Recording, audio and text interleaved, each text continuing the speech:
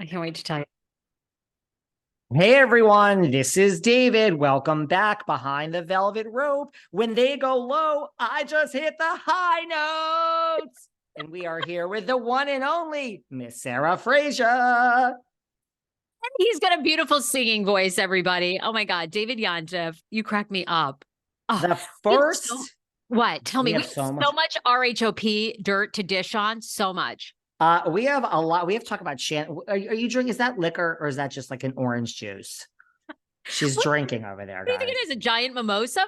No, it's Citrusel. Shout out to all my IBS, fellow comrades. Oh. If you have IBS or like any sort of like bowel issues, basically you have to drink soluble fiber. Oh, you do? Well, I did So on important. my high dose of semaglutide, but now that I've become a doctor, I've gone to medical school in the past year, apparently, and did in 1 year what takes people 20 years. Apparently, I have my medical license now. And I've redosed myself on the semaglutide. Now I'm okay. Wait. When you were on the higher dose, were you constipated or you were going to the bathroom all the time? Just all of the above plus everything. My stomach was on fucking fire. It was not pleasant. Wow. People don't really, everyone's, oh, no, I'm in a good mood because I feel healthy. That's why I've been in a good mood lately. People love the Ozempic, though. I'll tell you what. Oh I my God, love the everywhere I go now, Ozempic. people are like, Ozempic is going to be bigger than AI. It's going to save more people's lives. I told you this many times. I'm back on the Manjaro. I've really gone wild. I'm like so rogue. I've stopped the generic semaglutide and now I'm back on the brand Manjaro. By the way, none of this is, it's not like I'm having a 3 hour discussion and then deciding to do this. I'm just deciding things on my own. Okay. Okay. Don't Well, worry about it, people. I'm still here with everybody. Yes, that's Candiace's. It's Countess Luann and like Erica and like Melissa Gorga with her on display. I mean, are these women jealous? How did our girl Candy Girl, for the first time in Housewives history, she's singing the tagline? Bravo, Candy Gal. And people have oh, you're come for right. Candy Gal, and Candy Gal has clapped back and said, like, for everyone who has a problem with her tagline, she says, come to me and I'll give you a hug. She says they deserve a hug. Um, Before we get into everything, because RHOP is going to premiere November 5th, this I know. weekend. Hell of a lineup. We're getting so much. Yeah.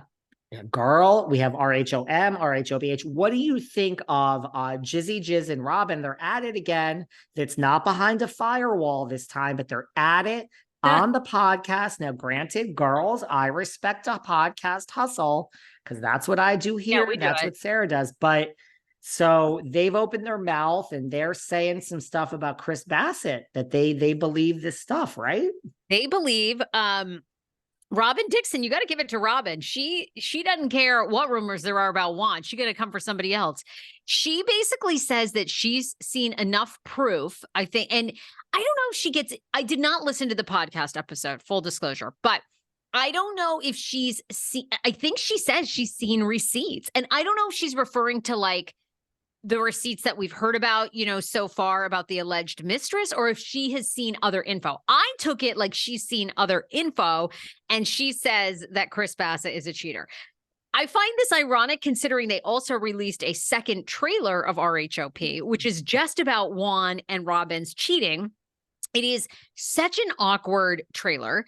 I feel so bad for her of either they refuse to communicate on camera or their relationship is just like that, because they kind of end up on this sofa and she's like, yeah, it's been a rough time. And he's like, yeah.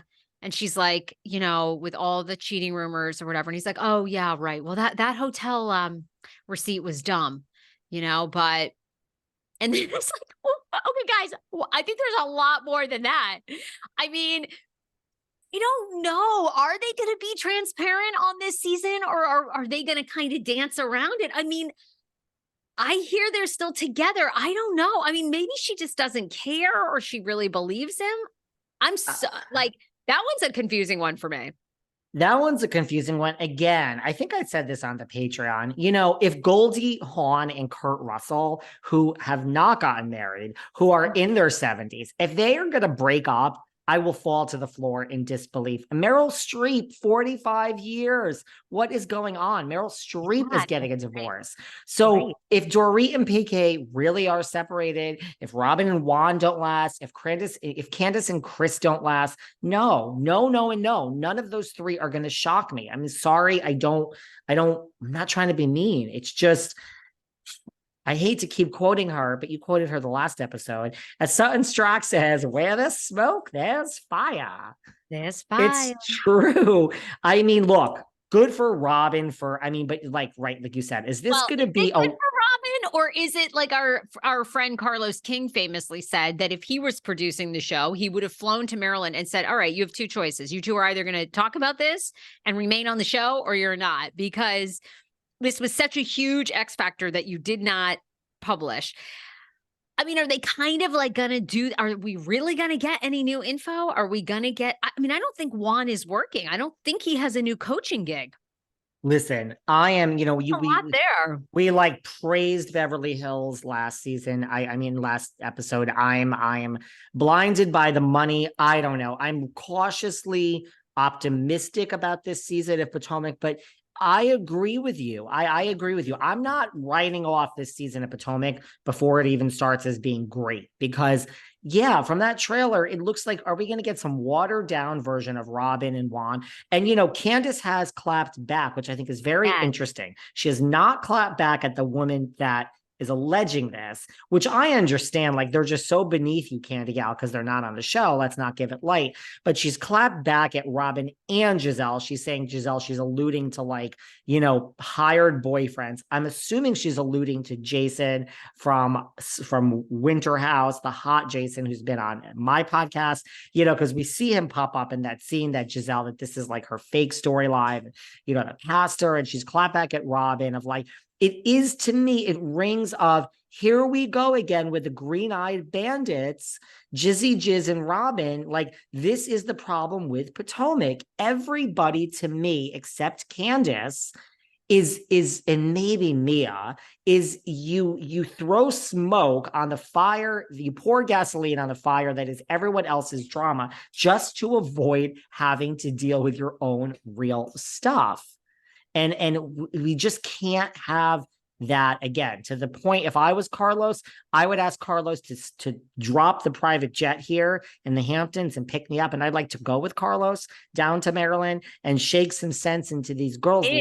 Like, you have the potential. Like, this could be such a great season of Potomac. So I want to love it. Trust me. I am loving this season of Salt Lake. I am loving this season of Beverly Hills. I want to love this. I gotta feel that something is real here in Potomac. It's like enough already.